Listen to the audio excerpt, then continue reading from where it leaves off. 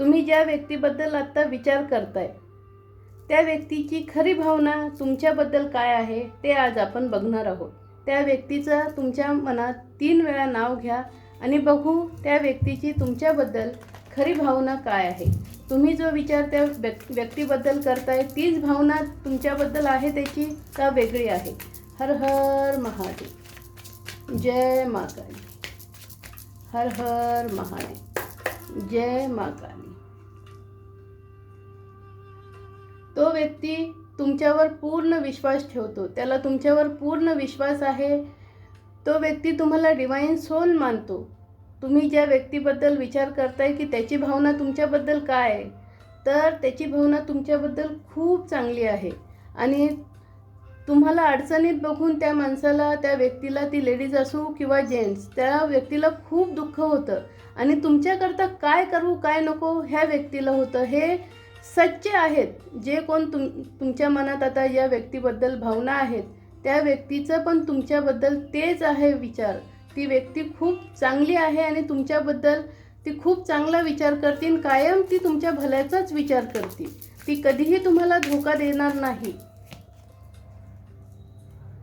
त्या व्यक्तीला खूप वाईट वाटतंय की तुमच्या आयुष्यात खूप दुःखातनं तुम्ही बाहेर आलायत आणि त्या व्यक्तीला त्याच्याबद्दल खूप वाईट वाटतं आणि ती व्यक्ती खूप मनापासून प्रयत्न करते की तुम्हाला कसा आधार द्यायचा आहे। ती तुमच्या दुःखात असे काहीतरी चमत्कार करणार आहे, नाहीतर अशी काहीतरी ती योजना करत असते की तुम्ही कसे खुश राहणार।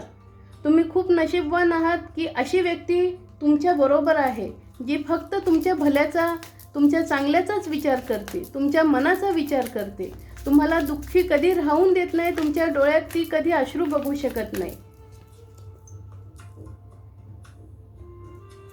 ती व्यक्ती तुम्हाला दुनियातली सगळ्यात सुंदर व्यक्ती मानते। तुम्ही कसेही असत दिसायला पण तुम्ही मनाने खूप चांगले आहात ह्या त्या व्यक्तीला तुमच्याबद्दल खूप गर्व आहे।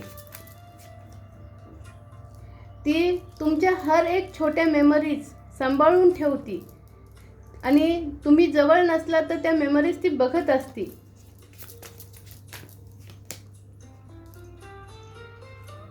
तुमच्यात जरी भांडणं जरी झाली तरी ती व्यक्ती स्वतःहून तुमच्याशी बोलायला येते। तुमची येण्याची वाट ती बघत नाही, कारण तुमच्या प्रेमाची, तुमच्या मैत्रीची आणि तुमची तिला खूप गरज आहे। गरज म्हणण्यापेक्षा ती सच्ची व्यक्ती आहे।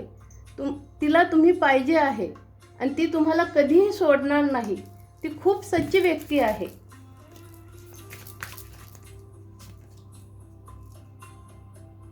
आणि ही व्यक्ती तुमच्याशी कधीही खोटं बोलत नाही।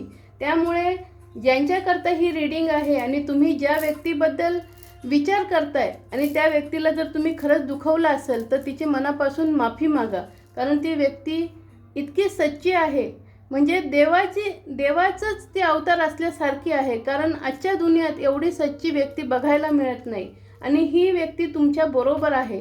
ह्या व्यक्तीला गमवू नका, त्या व्यक्तीला तिच्या भावनांची रिस्पेक्ट करा आणि देवाला आणि त्या व्यक्तीला धन्यवाद म्हणा की ती अशी सच्ची व्यक्ती, खरी व्यक्ती तुमच्या आयुष्यात आहे। तुम्ही खूप नशीबवान आहात, त्यामुळे देवाला धन्यवाद भरभरून करा की अशी सच्ची व्यक्ती तुमच्या आयुष्यात देवानं पाठवलेली आहे। हर हर महादेव।